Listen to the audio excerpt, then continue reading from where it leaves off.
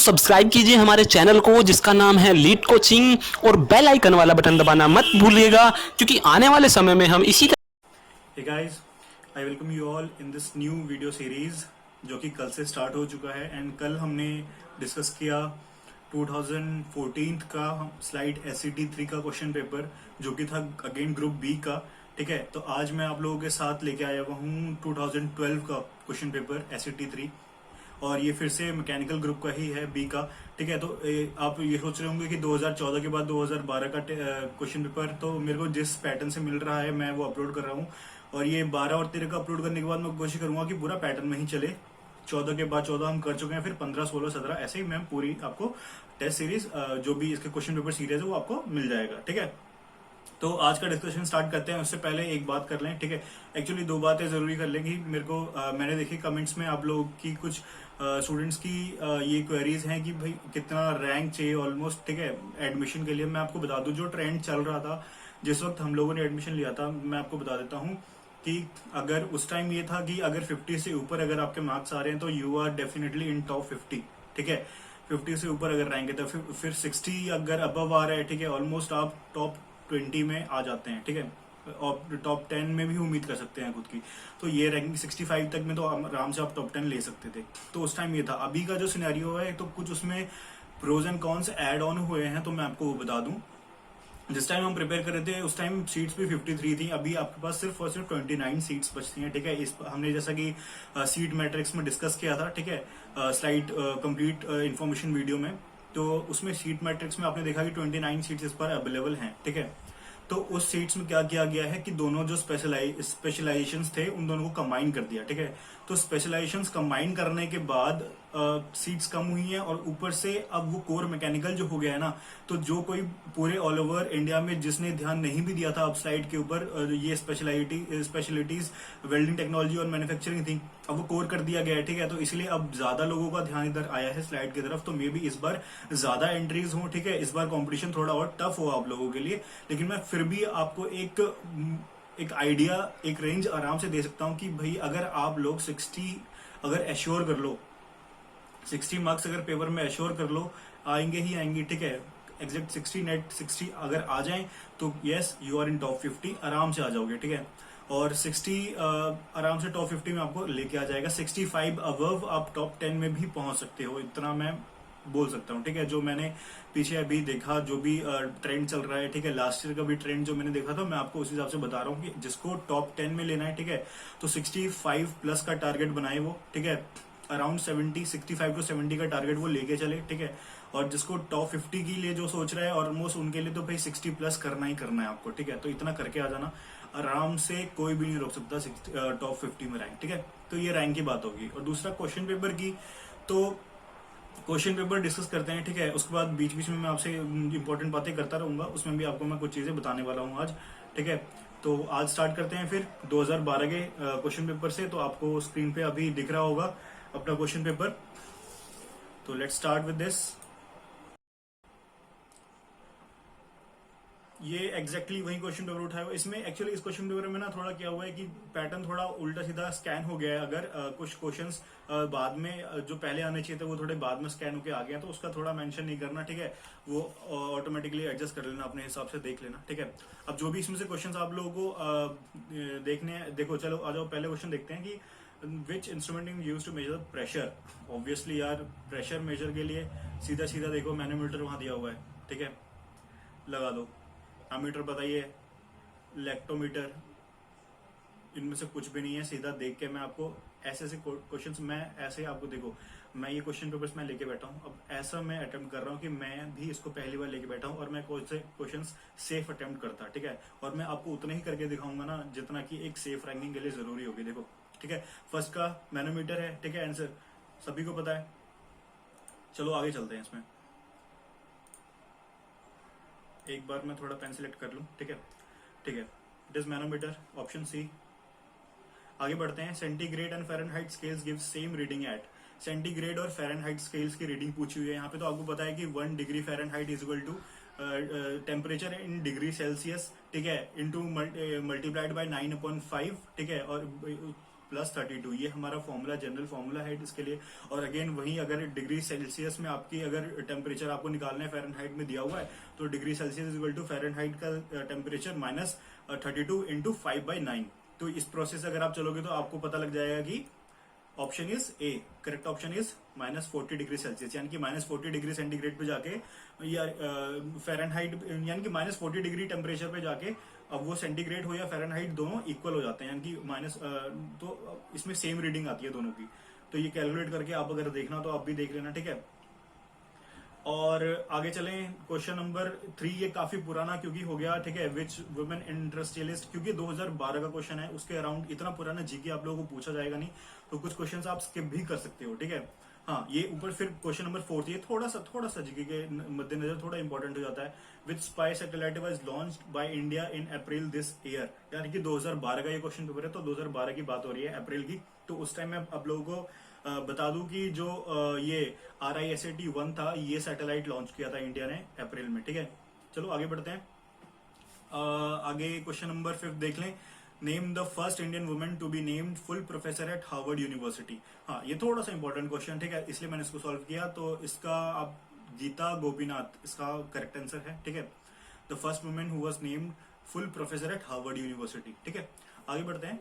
ये थोड़ा सा अगर आप लोगों को मैं ये देख लो एक बार, ये वाला क्वेश्चन नंबर अगर आप 8th देखो, what was the name of periodical published by Mahatma Gandhi during his stay in south Africa, ठीक है। थोड़ा सा जीके के मद्देनजर इंपॉर्टेंट क्वेश्चन ये भी, ठीक है। लेकिन अभी का जो ट्रेंड है ना, ये थोड़ा पुराना ट्रेंड है, ठीक है। इसमें आपको ना बेसिकली जो मॉडर्न इंडिया से मैं देख रहा हूँ क्वेश्चन ज्यादा पुटअप किए हुए हैं, ठीक है। कल जो हमने क्वेश्चन डिस्कस किया था उसमें भी थोड़ा उसमें मिडिएवल इंडिया से क्वेश्चन आपका जीके में पुट किया गया था। बेसिकली मुगल एम्परर से ही आपका क्वेश्चन आया था। अगर आपने अगर पीछे वीडियोस देखे हैं, जिसने वीडियोस नहीं देखी है, दूसरी बात मैं यही बताना चाहता था आपको कि जिसने इससे पहले वाली वीडियोस अगर नहीं देखी है तो go and watch that video. 2014 का फुल एनालिसिस है, वहां पे आपको मैंने क्वेश्चंस के बताए हुए किस टाइप के क्वेश्चंस आते हैं, ठीक है। एक बार जाके वो वीडियो देखो, जरूर देखो, ठीक है। अपने प्रिपरेशन को एक फाइनल एज दो, ठीक है। सारी वीडियोस देखना, 2012 से लेके जितनी वीडियोस अभी पोस्ट होने वाली हैं, डे टू डे आपको मिल जाएंगी वीडियोस, और ये वीडियोस एक भी मत छोड़ना, ठीक है। और कुछ चीजें इंपॉर्टेंट चीजें मैं और बताऊंगा आप लोगों को इस वीडियो में। तो आगे बढ़ते हैं। इसमें आपको पता लग गया कि बता देता हूं मैं, क्वेश्चन नंबर 8 की बात कर रहे थे। What was the name of periodical published by Mahatma Gandhi during stay in south Africa. तो ये इंडियन ओपिनियन है, ऑप्शन डी है इसका, ठीक है। इंडियन ओपिनियन नाम था जो पीरियडिकल पब्लिश कर महात्मा गांधी के थ्रू पब्लिश होता था, ठीक है, जब वो साउथ अफ्रीका में थे। अब 9th question, home did Gandhi considered. ये अभी भी क्वेश्चन रिपीट हो जाते हैं, आ जाते हैं, ठीक है। ये इंपॉर्टेंट क्वेश्चन थोड़ा हो जाता है, ठीक है, जीके के लिहाज से अगर देखो तो, ठीक है। तो home did Gandhi considered is political Guru, Gopal Krishna Gokhale, GK Gokhale, और यहाँ पे गोखले दिया हुआ है, ठीक है। तो आप बी ऑप्शन है इसका, ठीक है, बी करेक्ट ऑप्शन है मतलब, ठीक है। तो चलो आगे बढ़ते हैं क्वेश्चंस में। अभी सारा ऑब्वियसली डिस्कस करना थोड़ा सा रहेगा, जो इंपॉर्टेंट मेरे को दिख रहा है मैं आपके साथ वो सारी चीजें डिस्कस करता हुआ चलूंगा, और कुछ अगर इंपॉर्टेंट बीच में बताना होगा तो आप लोगों को मैं बताता हुआ चलूंगा वहां से, ठीक है। तो क्वेश्चन नंबर 37 देखो, यहाँ पे पैटर्न आपको दिख रहा होगा, 10 से सीधा हम 37 पे अगर आ गए हैं। तो मैं यही आपको स्टार्टिंग में बता रहा था कि थोड़ा सा ना स्कैन में थोड़ा सा हो गया ऊपर नीचे, तो वो मैनेज कर लेना आप अपने हिसाब से, कोई बात नहीं, हम सीधा चलेंगे, सारे क्वेश्चन हैं इसमें, ठीक है। अगर हम वहीं पे 37 क्वेश्चन अगर देख ले, number of electrons in outer most orbit of the element of atomic number 15। Atomic number 15 किसका होता है? फास्फोरस का, ठीक है। और फास्फोरस का डिस्ट्रीब्यूशन कैसा होगा? 285, ठीक है। 285 तो आउटर मोस्ट शेल में कितने हुए? 5 ऑब्वियसली, ठीक है। तो ऑप्शन सी। आगे बढ़े, एक बार ना ढंग से ये लोग, यार केमिस्ट्री का टॉपिक ज्यादा नहीं है, एक बार ना आप तीनों चारों चैप्टर्स को बाय हार्ट कर लेना एक बार, ठीक है। ढंग से सारे मॉडल्स वगैरह पढ़ लेना, ठीक है, तो वो बहुत ज्यादा फायदेमंद रहेगा, ठीक है। अब आगे चलते हैं। क्वेश्चन नंबर 38 देख लो। Bohr model can explain the spectrum of hydrogen atom only. Yes, option A, Bohr model spectrum. ये अगर आपने बोहर मॉडल थोड़ा अगर पढ़ा हो तो उसमें आपको पता लग जाएगा ये ऑप्शन, ठीक है। उसके बाद ये क्वेश्चन नंबर 40 देखते हैं, थोड़ा सा इंपॉर्टेंट है। Hydrogen bonding is maximum in ethanol. Hydrogen bonding 40, question number 40 option A, यानी कि इथेनॉल में हाइड्रोजन बॉन्डिंग सबसे ज्यादा होती है, ठीक है। ये थोड़ा इंपॉर्टेंट क्वेश्चन 41 भी एक बार देख ही लेते हैं, थोड़ा सा एंगल के क्वेश्चंस लास्ट वाले क्वेश्चन पेपर में भी हमने देखे थे और आगे के आने वाले क्वेश्चन पेपर में भी ये देखने को मिलेंगे आपको। तो इस टाइप के क्वेश्चंस भी आप थोड़ा सॉल्व कर लेना अपने हिसाब से, ठीक है। In sp2 hybridisation the angle between hybridise orbital is option A 180 degree, option B 120, option C 109 and 28 minutes. ये ऑप्शन बी है इसका, ठीक है, 120 डिग्रीज, ठीक है। आप इसको कर लेना, ये ट्राइगोनल फॉर्म करता है, ठीक है, सिग्मा बॉन्ड में, ठीक है। तो sp2 हाइब्रिडाइजेशन एक बार देख लेना, हम लोग को उस टाइम में अभी भी याद है, जांगला सर ने पढ़ाया था केमिस्ट्री, बहुत ही बढ़िया फैकल्टी हैं वो जीसीसी के, ठीक है। एक बार पढ़ा दिया उन्होंने केमिस्ट्री, तो बहुत इतना इंटरेस्ट मैंने केमिस्ट्री में कभी नहीं लिया था जब उन्होंने जांगला सर ने पढ़ाया था हम लोगों को, ठीक है। तो अगर अभी वो पढ़ा रहे हो जिनको, तो यार बहुत ही ज्यादा आप लोग लकी हो। अगर जांगला सर पढ़ा रहे हैं आप लोगों को तो ढंग से उन्होंने जो भी नोट्स दिए क्लास नोट्स वो इनफ है, ठीक है। क्लास में वो पूरा एकदम ढंग से बताते सारी चीजें, ठीक है। उनके लिए उनके क्लास से अगर बाहर कुछ भी नहीं किया ना तो it is more than enough, उन्होंने ये सारी चीजें करवा रखी हैं, मेरे को अभी भी चीजें याद है, ठीक है। चलो एक बार देख लेते हैं क्वेश्चन नंबर 44, ठीक है। Directional character is present in the following bond. Directional character ये कोवेलेंट बॉन्ड, आपके कोवेलेंट बॉन्ड में डायरेक्शनल कैरेक्टर्स प्रेजेंट होते हैं, ठीक है। उसका आंसर है कोवेलेंट बॉन्ड्स। उसके बाद अगर हम आगे बढ़ें क्वेश्चन नंबर 45 की ओर चलते हैं। Which has maximum atomic radius, maximum atomic radius and option A is aluminium, option C, option B and option D. तो इसमें आपका मैक्सिमम एटॉमिक रेडियस आपको मैं बता दूं क्वेश्चन 45 में सी यानी कि फॉस्फोरस 15 फॉस्फोरस का होता है आपका, ठीक है। उसके बाद आगे चलते हैं, थोड़ा सा केमिस्ट्री के बहुत सारे क्वेश्चंस हैं इसमें, ठीक है, जो रिपीट हो रहे हैं बार बार। तो एक बार वो आप लोगों को देखने की जरूरत है कि किस चैप्टर से रिपीट हो रहे हैं, ठीक है। एक बार ना जो भी पीरियोडिक टेबल के जो भी रूल्स हैं, ठीक है, कि प्रॉपर्टीज कैसे चेंज हो रही हैं, लेफ्ट टू राइट कैसे इफेक्ट कर रहा है, ठीक है, राइट टू लेफ्ट कैसे इफेक्ट कर रहा है, अप से डाउन, डाउन से अप, एक ग्रुप में, ठीक है, एक पीरियड में। तो ये सारी चीजें ना बहुत इंपॉर्टेंट है केमिस्ट्री के मद्देनजर, ये चीजें आपको बहुत हेल्प करेंगी। इससे मैक्सिमम मैं देख रहा हूँ कि जो पैटर्न चला आ रहा है 2 से 3 क्वेश्चन आपके लग जा रहे हैं इसमें, ठीक है। तो ये बहुत ही ज्यादा गौर देने वाली बात है, ठीक है। तो आगे देख लें एक बार 48 क्वेश्चन अगर मैं देख लूं कि मोरालिटी इज एक्सप्रेस्ड एज, ये थोड़ा सा ध्यान देने वाला क्वेश्चन है। यहाँ पे थोड़ा सा कंफ्यूजन में आप अगर डी या सी में से कोई भी एक गलत लगा के आ जाओगे। वैसे इसका ऑप्शन मोल पर लीटर होता है, ठीक है, आंसर इसका मोल पर लीटर है। तो यहाँ पे अगर आप देखो question number option number D में क्या दिया हुआ है, मोल पर 1000 ग्राम। तो यहाँ पे ml नहीं है, यहाँ पे ग्राम दिया हुआ है, तो थोड़ा सा आपको यहाँ पे देख के चलना पड़ेगा, ठीक है। ऑप्शन सी है मोल पर लीटर इसका। चलिए आगे बढ़ते हैं, क्वेश्चन नंबर 48 हो गया है। क्वेश्चन नंबर एक बार 50 देख लेते हैं। Oxidation number of S in H2SO7, oxidation number of S। तो इसका ऑप्शन है आपका +6 या -2, तो -2 तो है नहीं, तो +6 इसका है ऑक्सीडेशन नंबर। तो आगे बढ़ते हैं हम, आगे आ जाता है आपका, यहाँ से देखो मैथ्स सेक्शन आपका स्टार्ट हो गया है, ठीक है। केमिस्ट्री वहीं तक है, थोड़ा सा पैटर्न यहाँ पे थोड़ा सा ऊपर नीचे हो गया है, कोई बात नहीं, वो कर लेना आप लोग मैनेज, ठीक है। 52 क्वेश्चन नंबर एक बार देख लो, पहला क्वेश्चन ही है मैथमेटिक्स का, ठीक है। Let fx equal to cos px plus sin px be periodic, then p must be आपका रेशनल होना चाहिए p, ठीक है। तो आपका 52 का आंसर है ए। इसी तरह से आप लोग यार सॉल्व कर लेना मैथ्स के क्वेश्चन। तो मैंने आपको इंपॉर्टेंट बता दिया है वैसे भी कल कि मैथ्स के मद्देनजर कौन कौन से चैप्टर्स जो हैं कि वो ज्यादा आपके इंपॉर्टेंट हो रहे हैं, ठीक है, उसको देख लेंगे। वैसे 2012 का क्वेश्चन पेपर है, तो इसके बारे में भी कुछ चीजें मैं आपको लास्ट में कंक्लूड करके बताने वाला हूँ, ठीक है। खासकर जो पार्ट मैकेनिकल सेक्शन वाला क्वेश्चन वाले पार्ट है, उसमें मैं कुछ चीजें आपको बताऊंगा जो इंपॉर्टेंट हैं, जो चीजें सोचने वाली हैं, ठीक है। और इस बार से कुछ चेंजेस होने वाले हैं, वो चीज आपको मैं बताऊंगा। और ये आप चलिए अगला क्वेश्चन डिस्कस करते हैं, देख लेते हैं एक बार। क्वेश्चन नंबर 58 देखते हैं जरा। Which of the following functions have finite number of points of discontinuity, ठीक है। मैं वो क्वेश्चंस आपको दिखा रहा हूं जिसके आप सीधा बिना पेन उठाए क्वेश्चन टिक कर सकते हो। मैं आपको सीधा वही क्वेश्चन पे ले जा रहा हूँ। इसके ऑप्शन एक बार बी देखो, mod x by x। यहाँ पे mod x by x सिर्फ x इक्वल टू 0 पे होगा डिसकंटिन्यूअस, ठीक है। तो इसके तो एक ही पॉइंट ऑफ डिसकंटिन्यूटी है इसकी, साफ आपको दिख रहा होगा mod x by x का, ठीक है।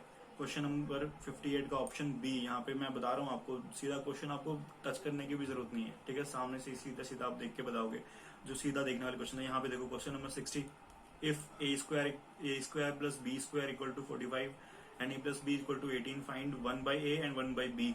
बेसिकली आपको पूछा क्या है, A plus B by A B, ठीक है। इसको सॉल्व करो आप, 1 plus A plus 1 plus B, A plus B by A B आपको पूछा हुआ है, ए बी का वैल्यू आपको दी ही हुई है, ए स्क्वायर प्लस बी स्क्वायर की वैल्यू दे रखी है। ए प्लस बी स्क्वायर को आप अगर आप स्प्लिट करोगे इसके फॉर्मूला में, इसका फॉर्मूला अगर लिखोगे ए प्लस बी का होल स्क्वायर, ठीक है, माइनस 2ab, तो इसमें अगर आप सॉल्व कर लोगे तो आपको ए बी का ऑप्शन दिया हुआ है, ठीक है। उसके बाद ए प्लस बी का होल स्क्वायर से आपका ए प्लस बी का वैल्यू निकल आएगा, ठीक है, जो कि आपका टोटल बनता है क्या, 9/18 बन जाता है आपका, ठीक है। जिसके हिसाब से ऑप्शन नंबर बी आपका एग्जैक्ट ऑप्शन है, ठीक है, सॉरी बी 1/2। आगे बढ़ते हैं हम लोग, थोड़ा क्वेश्चन नंबर देख लेते हैं 67। आप ना एक बार पॉज करके देख लेना सारे क्वेश्चन एक बार, ठीक है।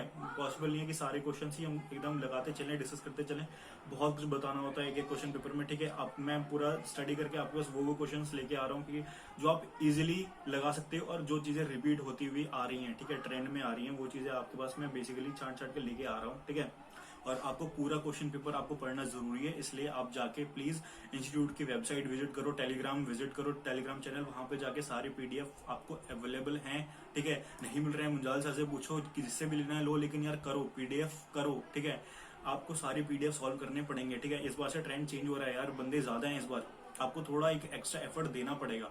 और ये जो टाइम बच रहा है ना आपके पास, अभी से जो आपका एग्जाम नहीं हुआ, ये वाला टाइम यार ऑब्वियसली लॉकडाउन है ना, थोड़ा सा तो थोड़ा एफर्ट लगाने की जरूरत है। थोड़ा सा ऑब्वियसली होपलेस भी हो रहे होगे सारे, घर पे बैठे बैठे प्रिपरेशन का टाइम था ये, बढ़िया से कोचिंग जाते, सारी टेस्ट सीरीज देते, बढ़िया से करते, तो थोड़ा सा इसमें आपको मैं बस एक ही मोटिवेशन देना चाहूंगा कि यार देखो, जो भी आपके पास अब टाइम बच रहा है ना, सिर्फ मैं बता रहा हूँ आपको, एक मोटा सा पेड़ है, स्लाइड SET 3 एग्जाम, और आपके पास कुल्हाड़ी आपकी नॉलेज है, तो आपके पास जितना भी टाइम बचा हुआ है ना, just sharpen your weapon, just sharp your weapon and just sharp your weapon. अपने नॉलेज को जितना शार्प कर सकते हो ना, उतना इजीली आपका वो एनिमी टैकल कर लोगे आप, ठीक है। बस मैं आपको यही चीज बोलना चाहूंगा। और वो नॉलेज शार्प कैसे होगी, इसी तरह से आप सारे क्वेश्चन पेपर्स एक बार बना लो, ठीक है। मैं आपको पहले भी वीडियोस में यही चीजें एक्सप्लेन कर चुका हूँ। Go through every years question paper, every last years question paper, सारा एकदम ढंग से बाय हार्ट कर लो। अपने ब्रांच का तो कर ही कर लो, जरूर कर लो, जहां से मिल रहे क्वेश्चन वहां से बाय हार्ट कर लो, ठीक है। जिनके पास नहीं है वो टेस्ट सीरीज देख लो यार कोचिंग की।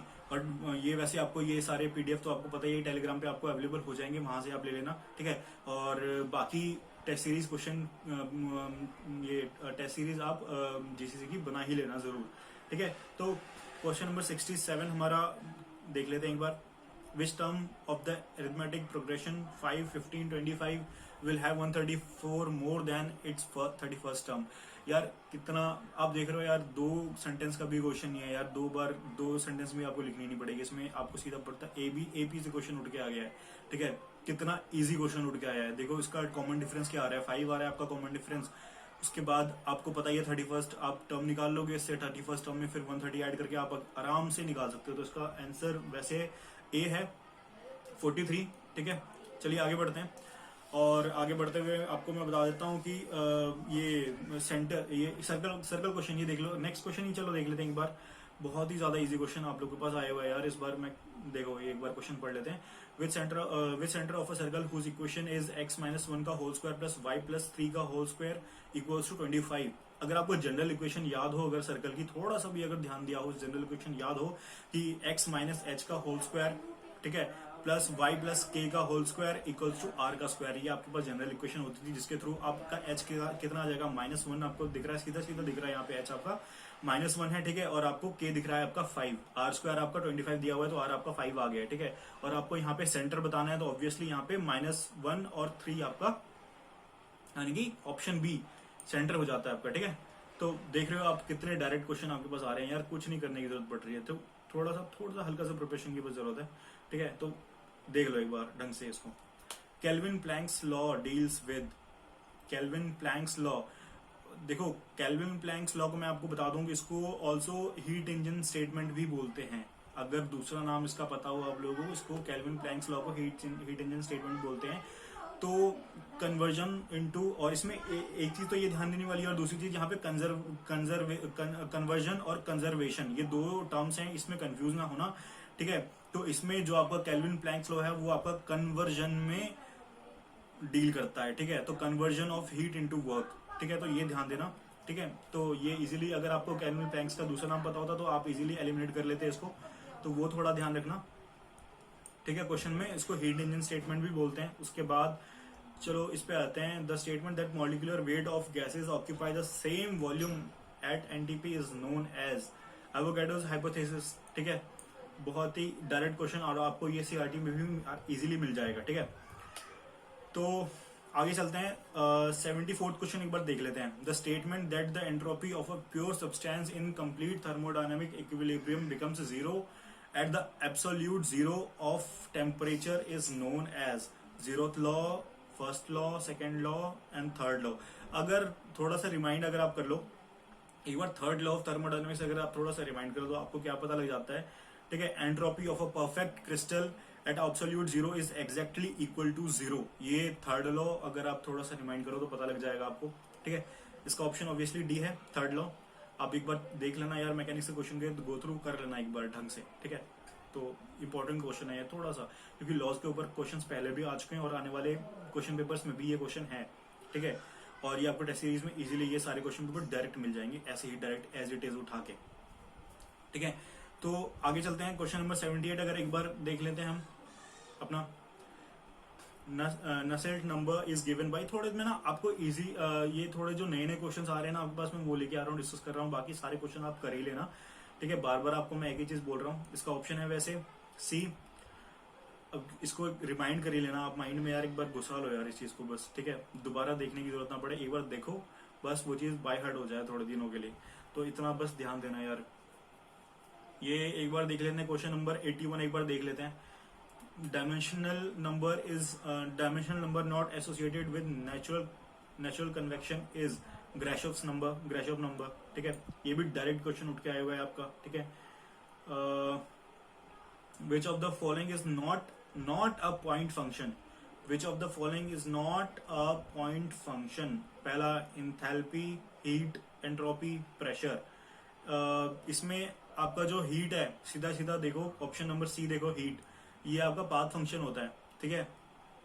बस इतना पता है मेरे को इस क्वेश्चन में, और इतना ही चाहिए, क्योंकि यही है ऑड वन आउट, ठीक है, सीधा सीधा। अगर नहीं पता इंथैल्पी क्या है, एंट्रोपी क्या है, प्रेशर क्या कहते हैं, पॉइंट है कि नहीं है, तो which of the following is not a point function, मुझे ये पता है कि हीट पाथ फंक्शन है, सीधा लगा दिया सी ऑप्शन, ठीक है।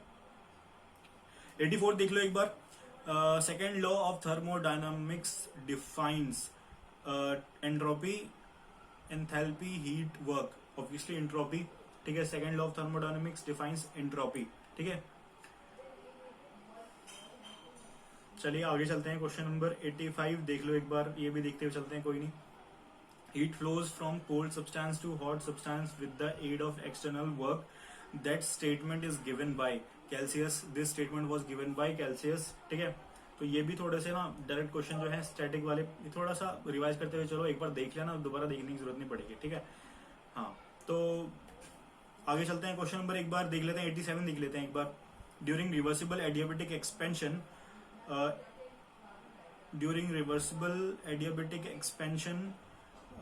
internal energy remains constant, entropy remains constant, enthalpy remains constant।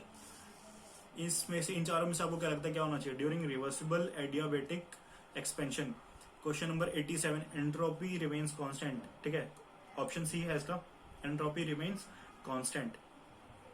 The entropy of an isolated, एक बार चलो आगे चलते हैं, उसके बाद क्वेश्चन नंबर जरा 90 एक बार पहले देख लेते हैं। ये जो आपको एनटीपी बता रहा हूँ 90 इसलिए क्योंकि ना ये क्वेश्चन फिर से रिपीट हुआ है, आप एक बार देख रहे हो, अगर इससे पहले भी ये क्वेश्चन एक बार हम लोग यहाँ पे डिस्कस कर चुके हैं, जिसका अगेन आंसर आपको पता है एवोगाड्रोस हाइपोथेसिस, ठीक है, सी। तो इस तरह के क्वेश्चन में थोड़ा सा ध्यान देने की जरूरत है, जिस टाइम आप क्वेश्चन पेपर पढ़ रहे हो ना उस टाइम एक बार टिक लगा के देख लो, ऐसे क्वेश्चन फंस जाते हैं, एक ना एक जरूर फंसते हैं, ठीक है। इसमें आपका ऑब्वियसली 90 में आपको Avogadro's hypothesis option number C है आपका, ठीक है। तो क्वेश्चन नंबर यहाँ से फिर से देखो 11th वाला पार्ट वहां पे जो छूट गया था वो यहाँ से आपका 10 के बाद सीधा 11 वो यहाँ से आ रहा है, ठीक है। तो एक बार यहाँ से एक बार देख लेते हैं क्वेश्चन नंबर 13, इसी से चलते एक बार क्वेश्चन नंबर 13 देख लेते हैं। इंग्लिश एंड एप्टीट्यूड वाला पार्ट आपका यहाँ पे आ गया है। He dash the meeting when you called him, ठीक है। He left the meeting when you called him. चलिए आगे चलते हैं, क्वेश्चन नंबर 19 देख लेते हैं एक बार। इसमें थोड़ा आपको ये चीजें देख लेना एक बार खुद से, मैं थोड़ा थोड़ा स्किप करके चल रहा हूँ इसमें।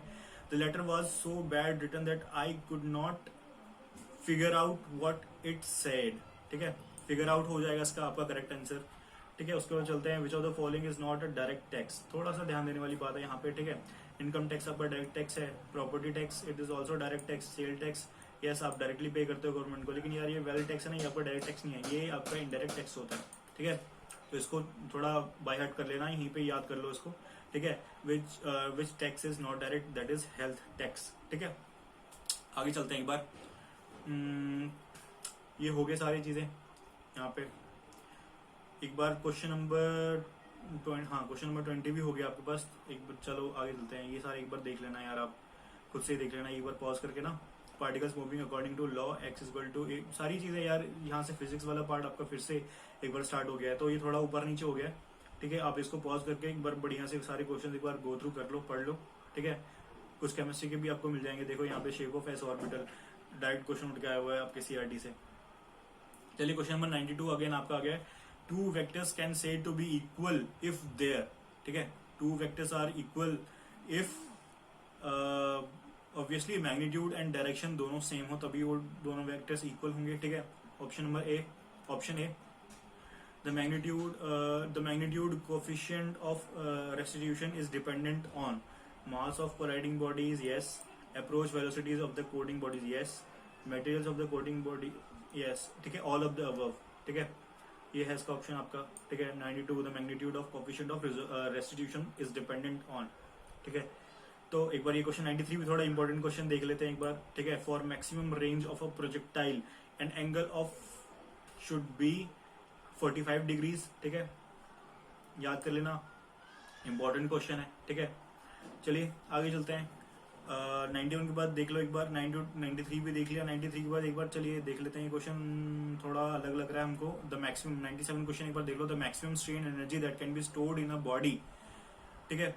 Maximum strain energy that can be stored into any body is आपका प्रूव रेजिलियंस, ठीक है। डायरेक्ट क्वेश्चन है मैकेनिक्स का उठ के आपको आया हुआ है, डायरेक्ट सीधा क्वेश्चन आपको सीआरटी में, मेरे को अभी भी मैं रिकॉल कर रहा हूँ, मेरे को आकाश सर जिस टाइम पढ़ा रहे थे क्लास में, ये क्वेश्चंस भाई डाले हुए थे क्वेश्चन पेपर में यार, ठीक है। Prove resilience. ये अगेन 98 क्वेश्चन, जिसने कल वाला वीडियो देखा हो अगर उसको पता लग जाएगा। हुक्स लॉ हमने कल भी देखा था, उस क्वेश्चन पेपर में अवेलेबल था, ठीक है। यहाँ पे भी दिया हुआ है Hooke's law is good up to, obviously आपने कल देखा था इसको, लिमिट ऑफ प्रोपोर्शनैलिटी, यानी कि क्वेश्चंस रिपीट हो रहे हैं कुछ, तो इसलिए मैं आपको बोल रहा हूँ कि अगर आप लास्ट के क्वेश्चंस अगर ऊपर देख लो ना सारे, आपको बहुत ज्यादा हेल्प मिल जाएगी। एटलीस्ट 5 से 7 मार्क्स की हेल्प आपको मिल सकती है आराम से, उतना मिल सकता है, आइडिया मिल सकता है। थोड़ा बहुत ऊपर नीचे हो जाएगा, 5 तो आराम से आपको आइडिया मिल जाएगा उतने का, ठीक है। आगे बढ़ते हैं। क्वेश्चन नंबर 98 रिपीट हुआ है, देख लिया हमने। 99 चलो एक बार देख लेते हैं। Materials having same elastic properties in all directions are called isotropic materials, option C, ठीक है। चलिए आगे बढ़ते हैं, एक बार पॉज करके आप सारी क्वेश्चन एक बार पढ़ लेना, मैं आगे चलता हूँ, ठीक है। 105 क्वेश्चन एक बार देख लेते हैं, थोड़ा सा इंपॉर्टेंट क्वेश्चन है, ठीक है। A hollow shaft of same cross section area or solid shaft transmit same torque, more torque, less torque, more और less depending on external diameter, ठीक है। आपको क्रॉस सेक्शन सेम है, ठीक है। ऑब्वियस जो आपका हॉलो शाफ्ट है वो आपका मैक्सिमम टॉर्क, यानी कि जो सॉलिड शाफ्ट है उससे ज्यादा टॉर्क आपका ट्रांसमिट करती है, ठीक है। आगे चलते हैं, तो आगे आपको क्वेश्चन दिख रहा होगा 110 क्वेश्चन अगर आप देखो। ट्रांसवर्स फिलेट वेल्ड, आपको मैं थोड़ा सा अलग जनरल का क्वेश्चन आ रहा है, ये वेल्डिंग से क्वेश्चन है, एक उठाते हैं इसको करते हैं, ठीक है। आपका मशीन डिजाइन से भी क्वेश्चन हमने देख लिया है, ठीक है। एक वेल्डिंग से सेक्शन से क्वेश्चन ये उठाते हैं। यहाँ पे आपका वेल्डिंग से आया हुआ question, transverse fillet weld joints are designed for, these are designed for tensile strength. आपको मैं इन क्वेश्चन का थोड़ा सा एक राज बताने वाला हूँ एंड में, आपको बहुत अच्छा लगेगा, देखना एक बार। इसमें आपको क्वेश्चन में ज्यादातर वेल्डिंग टेक्नोलॉजी के और वर्कशॉप टेक्नोलॉजी के मैन्युफैक्चरिंग से आपको क्वेश्चन दिखेंगे बढ़िया, तो वो क्यों मैं आपको बताऊंगा आगे चल के, ठीक है। क्वेश्चन नंबर 111 एक बार देख लेते हैं। The ideal flow, fluid mechanics के क्वेश्चन एक बार। The ideal flow of any fluid must satisfy Pascal's law, Newton's law of viscosity, ठीक है। बाउंड्री लेयर थ्योरी या फिर the continuity equation. Question number 111 continuity equation. Any ideal fluid should satisfy continuity equation. ठीक है, ये एक बार इसका option D. ठीक है, देख लेना। और ये वाला क्वेश्चन 112 अगेन रिपीटेड है। कल वाले वीडियो में भी हमने ये चीजें डिस्कस की थी, ये वाला पार्ट। ठीक है, इसमें भी आया हुआ है। ठीक है, 100 देखो ये वाला क्वेश्चन देखो एक बार। Barometer 116 barometer is used to measure very low pressure in pipe channels, atmospheric pressure, differences of pressure between 2 points. अगर आपने क्वेश्चन 1 देखा हो ना, वहां पे प्रेशर डिवाइसेस में ही पूछा गया था। ठीक है, उसमें भी अगर आपको बैरोमीटर का थोड़ा सा भी आइडिया होगा तो ये दोनों क्वेश्चंस आपके हो जाएंगे। बैरोमीटर वैसे हम बेसिकली एटमॉस्फेरिक प्रेशर के लिए यूज करते हैं। अगला क्वेश्चन ये भी थोड़ा सा बढ़िया क्वेश्चन है। 117 rain drops are spherical because of viscosity, surface tension, force, air resistance, atmospheric pressure. इसमें मैक्सिमम स्टूडेंट्स जो है विस्कोसिटी लगा के आते हैं। ठीक है, वैसे इसका करेक्ट आंसर सरफेस टेंशन है। ठीक है, सरफेस टेंशन की वजह से आपको जो स्पेरिकल दिखता है, आपका जो रेन ड्रॉप है। ठीक है, अगला क्वेश्चन चलो 118 भी यार अच्छा इंटरेस्टिंग क्वेश्चन लग रहा है। ठीक है, the centre of gravity of the volume of the liquid displaced by an immersed body is called metacentre, centre of buoyancy, centre of gravity, centre of pressure, centre of buoyancy. Option C. ठीक है, एक बार question number 119 भी देख लेते हैं एक बार। The ratio of absolute viscosity to mass density, the ratio of absolute viscosity to mass density, kinematic viscosity. ठीक है, option number C kinematic viscosity. चलते हैं एक बार क्वेश्चन नंबर, चलो आगे नेक्स्ट पेज, क्वेश्चन नंबर 121 पे चलते हैं, एक बार देख लेते हैं। यार आपको आइडिया तो लग रहा होगा ना किस तरह के क्वेश्चंस आपके पुट अप हो रहे हैं। ठीक है, property of a fluid by which its own molecules are attracted is called. ये भी थोड़ा इंपॉर्टेंट क्वेश्चन है, रिपीट होता है। ठीक है, कई बार रिपीट हुआ है और आपके मैकेनिकल वालों के लिए ये बहुत ही ज्यादा इंपॉर्टेंट क्वेश्चन है। इसको थोड़ा एक बार बाय हार्ट कर लेना है। इसका वैसे ऑप्शन है आपका cohesion B. Property of fluid जो है कोहेजन की वजह से जो होता है आपके मॉलिक्यूल्स क्या कहते हैं, अट्रैक्टेड रहते हैं एक दूसरे से, जो फ्लूइड के मॉलिक्यूल्स है कोहेजन प्रॉपर्टी की वजह से। ठीक है, क्वेश्चन नंबर 121। ठीक है, उसके बाद एक बार चलो 122 भी देख लो। Fluid is a substance which offers no resistance to change of pressure, shape, flow, volume. Fluid यस रेजिस्टेंस शो करता है प्रेशर पे, वॉल्यूम पे भी शो करता है और फ्लो पे भी शो करता है। शेप पे आपका कोई रेजिस्टेंस शो नहीं करता। आपको फ्लूइड को किसी भी कंटेनर में डाल दो, वो उसी की शेप ले लेता है। ठीक है, तो सीधा सीधा ये डायरेक्ट क्वेश्चन 122 देखो, सी ऑप्शन आपका shape. It does not show any resistance to change of shape. ठीक है, क्वेश्चन नंबर 125 पर देख लो, ये थोड़ा सा इंपॉर्टेंट, कल भी क्वेश्चन आया था। कल हमने इसको नहीं किया था, आज इसको कर लेते हैं। Solder is an alloy consisting of C tin and lead. ठीक है, जिसमें आपका टिन की परसेंटेज जो है वो 60% होती है। ठीक है, और 40% ऑफ लेड होता है। ठीक है, तो ये क्वेश्चन हमने कल नहीं किया था, आज कर लेते हैं। ऐसे इस तरह से सारे क्वेश्चन हम लोगों को करने हैं, सारे क्वेश्चन हो जाएंगे। ठीक है, नो डाउट। ये थोड़ा मेटलर्जी से क्वेश्चन थोड़ा सा आपका अनपुटअप। आपको मैं ये बता रहा हूँ कि देखो वेल्डिंग से और मैन्युफैक्चरिंग से, मेटलर्जी से ये चीजें, इसलिए यहाँ पे आपको ना पुराने पेपर्स में ये चीजें ज्यादा देखने को मिलेंगी। बिकॉज यहाँ पे जो मैंने आपको पहले भी बताया कि यहाँ पे जो स्पेशलाइजेशन थी ना, वो वेल्डिंग टेक्नोलॉजी और मैन्युफैक्चरिंग में थी। और इसी के वजह से थोड़ा ज्यादा पार्ट मैकेनिकल वाले सेक्शन में, थोड़ा ज्यादा पार्ट ना वेल्डिंग से और मैन्युफैक्चरिंग से रहता था। इसमें आपको ये पैटर्न आपको देखने को मिलेगा पुराने वाले क्वेश्चन पेपर्स में। ठीक है, अभी के लिए आप प्रिपेयर्ड रहो, कुछ भी हो सकता है, क्योंकि अभी स्पेशलाइजेशंस तो हट गई हैं। ठीक है, तो कोर मैकेनिकल पे ज्यादा फोकस रहेगा। वैसे जो इंपॉर्टेंट क्वेश्चन हैं वो भी मैं आपको बताते हुए चल रहा हूँ, वेल्डिंग के भी और मेटलर्जी के साथ साथ जो इंपॉर्टेंट लग रहे हैं मैं आपको वही रुक के मैं वो आपको क्वेश्चन बता दे रहा हूँ। ठीक है, वो क्वेश्चन आप एक बार याद करते हुए चलना, माइंड में एकदम उसको बिठा लेना ढंग से। ठीक है, तो क्वेश्चन नंबर एक बार देख लेते हैं। एक बार 125 देख लिया, सोल्डर टिन एंड लेड बता दिया। चलो आगे बढ़ते हैं एक बार। क्वेश्चन नंबर, चलो ये देखो एक बार 132 एक बार देखो। Pattern material in case of precision investment casing is a wax. Yes, पहला ही ऑप्शन है wax. Pattern material precision investment के केस में वैक्स मटेरियल ही होता है। ठीक है, ये भी आप माइंड में रख लो। स्टैटिक क्वेश्चन बिल्कुल एकदम एग्जैक्ट 1 मार्क सीधा सीधा लेने वाले क्वेश्चन है ये यार, बिना सोचे लगाने वाले क्वेश्चन है ये, एकदम वैक्स पे लगाया। ये थोड़ा याद रख लेना आप इस क्वेश्चन को। ठीक है, तो यहाँ तक हमने कर लिया चलो अगला क्वेश्चन देखते हैं। 140 क्वेश्चन एक बार पे आ जाते हैं। अगले क्वेश्चन पे देख लो एक बार, ये सारे पढ़ लेना। Following type of comparators is based on LVDT. LVDT पे हमारे में एक बार हमारे पास भी क्वेश्चन आया था, ये वाला टॉपिक थोड़ा एक बार आप गो थ्रू कर लेना, देख लेना, ठीक है। चार्ट्स पे आपके क्वेश्चन आए हुए हैं, गैन चार्ट पे भी एक आध क्वेश्चन इसमें आए हुए हैं, ठीक है। PERT chart and PERT techniques, एक बार ये चीजें गो थ्रू कर लेना एक बार ढंग से, एक बार इसको देख लेना। वेल्डिंग में स्पैटर के ऊपर क्वेश्चन आया हुआ है, व्हाट इज अ स्पैटर, ये भी एक बार थोड़ा सा स्टडी करने वाली चीज है। एक आर्क इग्निशिएशन पे एक क्वेश्चन आ जाता है, ठीक है।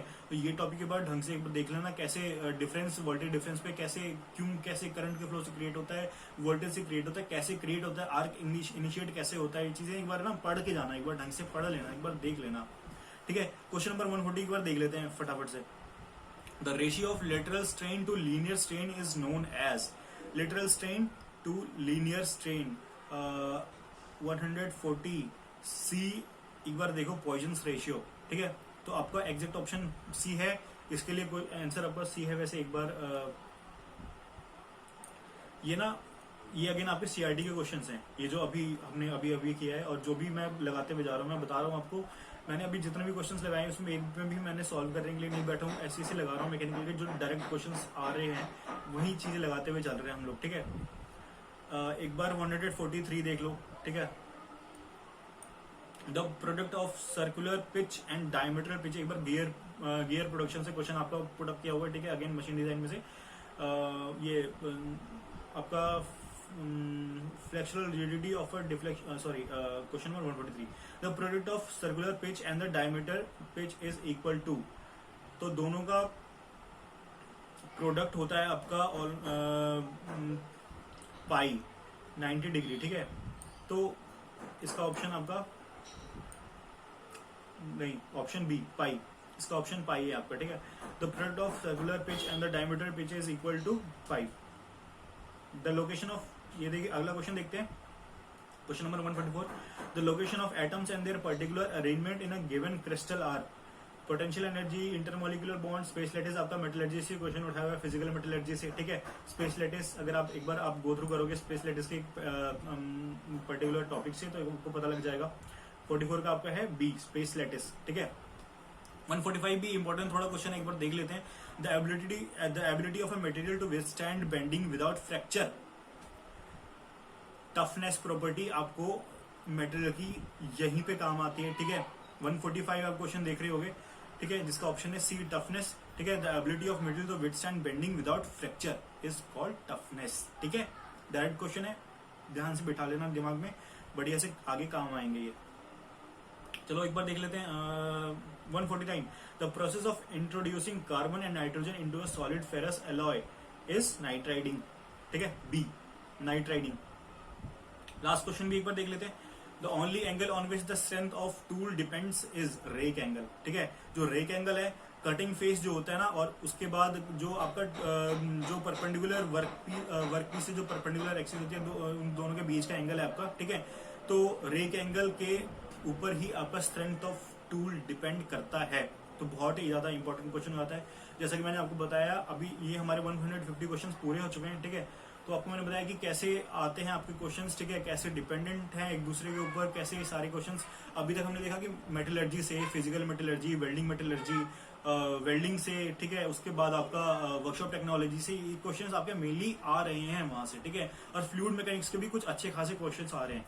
तो आपको मैं बता दूं, ये चीजें तो मैंने बता दी हैं कि अभी तक ऐसा क्यों पूछा जा रहा था। इसके लिए पीछे एक वैलिड रीजन यही था कि वहां पे स्पेशलाइजेशंस अवेलेबल हैं, ठीक है। अभी का पैटर्न कुछ भी हो सकता है, इसलिए आपके पास अगर क्वेश्चन आया भी ना, तो पिछले क्वेश्चन अगर आपने कर रखे होंगे वो आपका मोर देन इनफ होगा, ठीक है।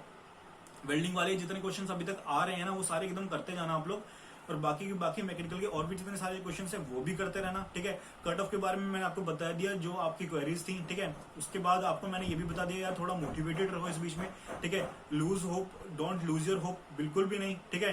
थोड़ा सा मोटिवेशन की बस जरूरत है, ठीक है। आपको मैंने बता दिया कि अपना एम 60+ का लेके चलो, ठीक है। टॉप 50 में आप आराम से खड़े रहोगे, कोई इधर उधर करने वाली बात नहीं है। 60+ आराम से आ जाएंगे, और अभी तक जितने हमने क्वेश्चन अटेम्प्ट किए उतने में आप आराम से 150 के अंडर टॉप 50 में खड़े रहोगे, जितने क्वेश्चन हमने अटेम्प्ट किए हैं, ठीक है। और ढंग से करना यार पेपर, एक बार ढंग से प्रिपेयर करो, क्वेश्चन के नोट्स सॉरी जीसीसी के नोट्स के गो थ्रू हो जाओ, ठीक है। मुलजार सर की जो भी ऑडियो आते रहती हैं ग्रुप में, उसको ढंग से सुनो, थोड़ा मोटिवेटेड होते रहो, ठीक है। और थोड़ा सा अपने आप को ना इसमें बिजी रखो यार। मैं खुद भी टाइम निकाल के आप लोगों के लिए वीडियो पोस्ट कर रहा हूँ, ठीक है। थोड़ा सा उस पर ध्यान देके बढ़िया से प्रिपेयर करो। And yes, all the best, thank you for watching this video.